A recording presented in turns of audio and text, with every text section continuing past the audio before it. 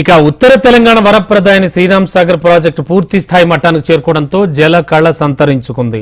Sriram Sagar project 40 గేట్లెత్తి దిగువ గోదావరి నదిలోకి నీటిని విడుదల చేశారు. ఇన్ఫ్లో 2 లక్షల క్యూసెక్కులు ఉండగా అవుట్ఫ్లో 1,50,000 క్యూసెక్కుల నీటిని విడుదల చేస్తున్నారు. ఇక ఎగువన మహారాష్ట్ర ఎస్ఆర్ఎస్పీ పరివాహక ప్రాంతం నుంచి భారీ ఇన్ఫ్లో చేరుతోంది. ప్రాజెక్టు పూర్తి స్థాయి నీటి మట్టం 1,091 అడుగులకు గాను 1,088.80 అడుగులకు 80 టీఎంసీలు 72 టీఎంసీలకు చేరింది. శ్రీరామ్ సాగర్ ప్రాజెక్టు నుంచి తాజా సమాచారాన్ని మా నిజామాబాద్ ప్రతినిధి భూపతి అందిస్తారు. గత 2 రోజుల్లో కురుస్తున్న వర్షాల కారణంగా శ్రీరామ్ సాగర్ ప్రాజెక్టు పూర్తి స్థాయి మట్టానికి చేరుకుంది. దీంతో ప్రాజెక్టు అధికారులు శ్రీరామ్ సాగర్ ప్రాజెక్టు సంబంధించిన గేట్లను ఎత్తి గోదావరి నదిలోకి నీటిని విడుదల చేస్తున్న పరిస్థితి నెలకొంది. ప్రస్తుతం విజువల్స్లో చూడొచ్చు, శ్రీరామ్ సాగర్ ప్రాజెక్టుకు సంబంధించిన గేట్లను ఎత్తి దిగువన గోదావరి నదిలోకి నీటిని విడుదల చేస్తున్న సుందర దృశ్యాలను చూస్తున్నాము.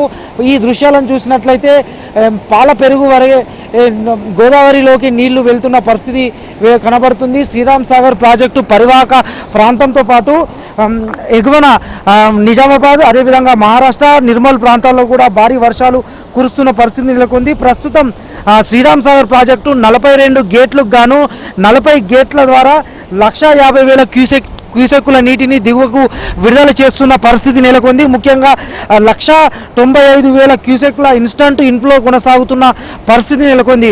ముఖ్యంగా మహారాష్ట్రలోని ఎగువ ప్రాంతాల్లో, ముఖ్యంగా నాందేడ్ జిల్లాలో విష్ణుపురి, గైక్వాడ్, బాబ్లీ ప్రాజెక్టుల నుంచి భారీ ఎత్తున ఇన్ఫ్లో కొనసాగుతుంది.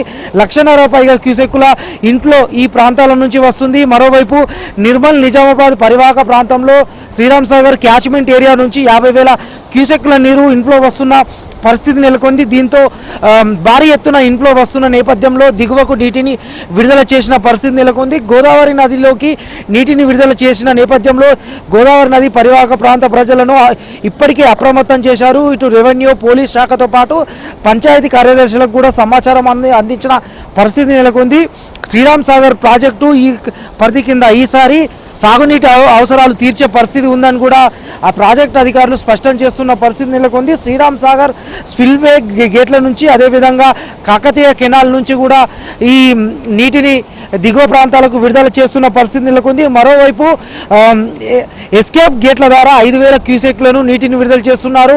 పవర్ జనరేషన్ ఉత్పత్తిని కూడా ఈ రోజు నుంచే ప్రారంభించినట్టు ప్రాజెక్టు అధికారులు స్పష్టం చేసిన పరిస్థితి నెలకొంది. మిషన్ భగీరథ కింద 230 క్యూసెక్లు, అదేవిధంగా సర్ప్లస్ కింద 26 గేట్ల ద్వారా నీటిని ప్రారంభించిన పరిస్థితి నెలకొంది. మొదట 8 గేట్ల ద్వారా దిగువకు నీటిని విడుదల చేసిన అధికారులు ఎగువ నుంచి వస్తున్న ఇన్ఫ్లో పెరుగుతున్న నేపథ్యంలో 8 గేట్లు మొదటిసారి ఎత్తారు. ఆ తర్వాత 24 గేట్లు పెంచిన పరిస్థితి నెలకొంది. ఆ తర్వాత 32 గేట్లను ఎత్తి దిగువకు విడుదల చేస్తున్న పరిస్థితి నెలకొంది. అయితే ప్రస్తుతం 40 గేట్ల ద్వారా నీటిని దిగువ ప్రాంతాలకు విడుదల చేస్తున్న పరిస్థితి నెలకొంది.